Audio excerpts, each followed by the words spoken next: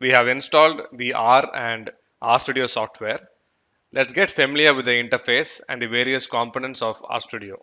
This window looks a little bit different from how we saw it when we installed it. That's because I have changed the theme of the software. How I did it is I went to Tools, Global Options. Here you can change the appearance. I have selected this particular theme called Pastel on Dark with these settings: RStudio theme modern and font size, editor font, and so on. You can check out the other themes present here, and whichever theme that you like, choose that one and click OK. So now we have the editor on top left and the console on the bottom left. If you want to change the pane arrangement of these four windows, you can do that as well.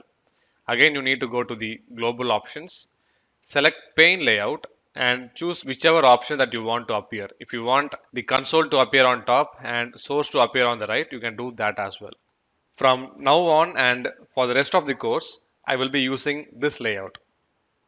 So the way you write code in R is, you can type out your commands over here. I have created three variables.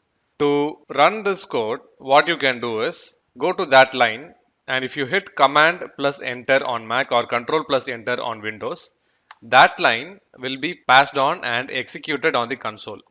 You can just keep the cursor on that line, or if you want to run multiple lines at one shot, select all the lines that you want to run and hit control plus enter or command plus enter on Mac. The variables that you have created will appear on the environment tab on the top right. So this is how you run code in R. You can also save this file as a .r file anywhere in your computer and pick it up from where you left off. Now, if not for anything else, you can use the console like a calculator. It can do very basic things like addition, multiplication, subtraction, all these things you can do it here itself.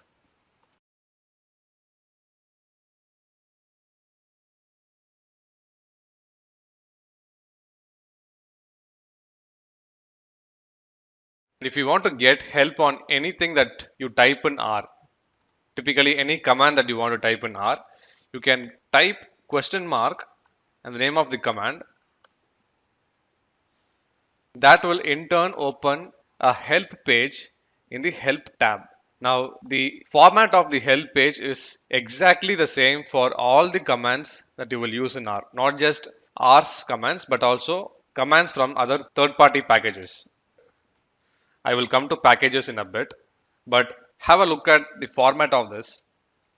Always the name of the command is in the top left, followed by the name of the package this command is present in within curly brackets. Then you have a one-liner about that particular command, the heading.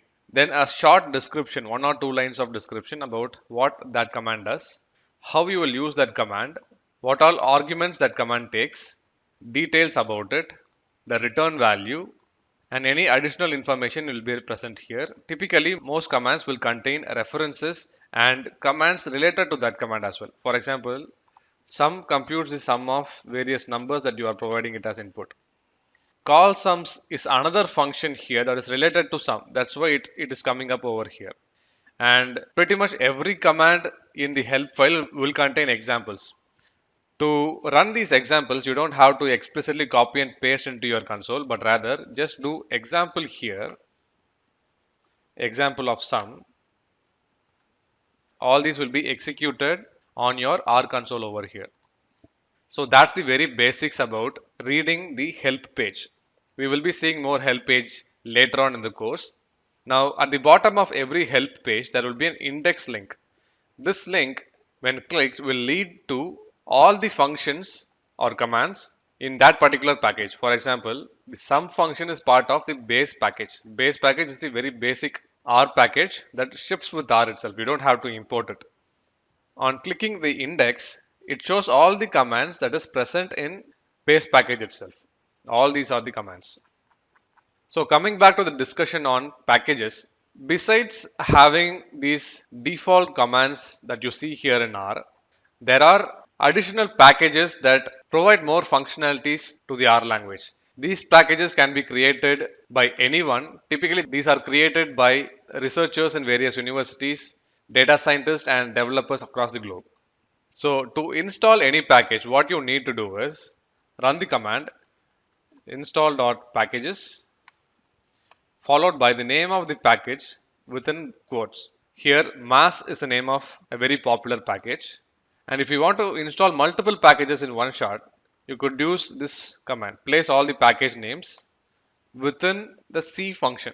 We will see this function again later on. Using this, you can install multiple packages in one shot. Now, how do you see what all packages are available in R?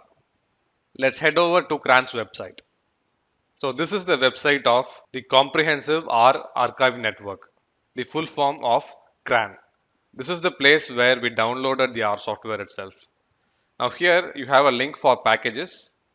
Clicking on this, you can have a look at all the packages that are available in R as of this date. It keeps getting updated on a daily basis. Now this is a huge list. It's a very vast list. How do you know which package to look at for your specific purpose? To help you with that, there is something called task views. If you go to task views, depending on the type of problem that you are dealing with, for example, if you are trying to deal with time series forecasting, you can go to the task views of time series. There it will list all the various tools and packages related to time series analysis and forecasting in R. Likewise, for the respective domain, if you want to study about distributions, if you are going to work with databases, you have a task views for that. If you are going to work with, say, natural language processing, you have a task view for that. Have a look at this. It's worth spending some time on this. Let's go back to RStudio. So besides the help page, you have the files tab that shows you the various files in your system. Plot tab shows you various plots that you plot on your console. Packages shows what all packages you have installed in your R system. Viewer is a special purpose tab where you can see HTML pages over here itself. Instead of having to open your browser, you can see HTML output that your R code or package might produce.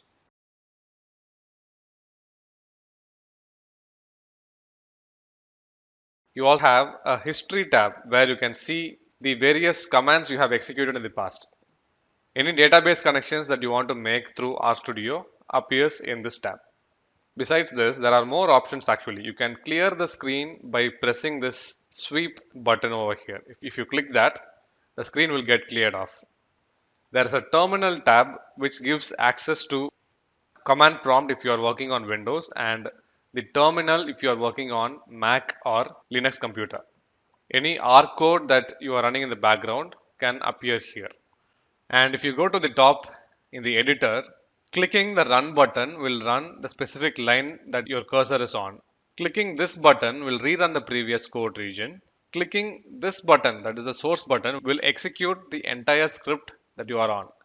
There is also a special show document outline button over here. If you click this, it creates a document outline. You can structure your code nicely. Now, if you have any comments on your code, for example, this is a comment.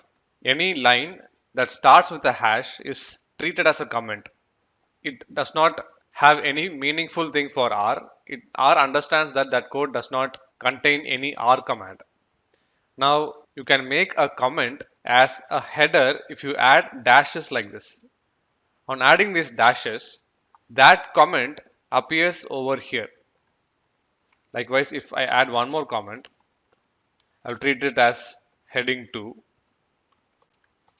By adding this dash, that line appears over here.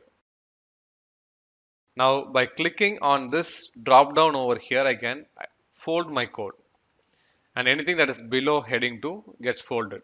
To unfold this, I click this again and it will reveal itself. So that's how you can nicely organize your code.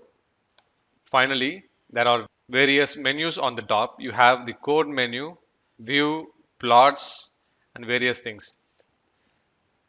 I admit that I rarely use these options. Maybe I should be using it more often.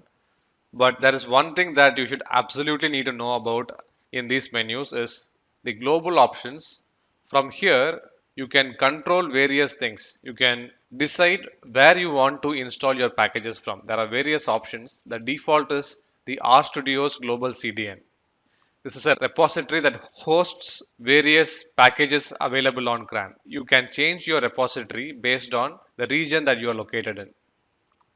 RStudio has a powerful R Markdown facility. I will show it shortly. SVive is used for LaTeX and PDF generation. Spelling correction functionality is available. Plus, RStudio comes with a very powerful interface to handle version control with Git and SVN. This is definitely worth checking out. There are options for you to publish your work as well. We most probably may not cover this in this course. You can configure your terminal through this option. So that's that. I mentioned R Markdown. You can create a Markdown file by going to your file menu, new file. You can create an R notebook, R Markdown, Shiny web app, Plumber API, and various types of files as well. These are all various options. They are worth checking out.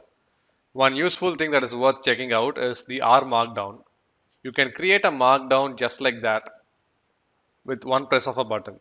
You can write code within this Markdown and execute it over here itself. It shows the output over here itself. So I hope you got familiar with the various components of RStudio. Let's dive into the R programming concepts in the next one.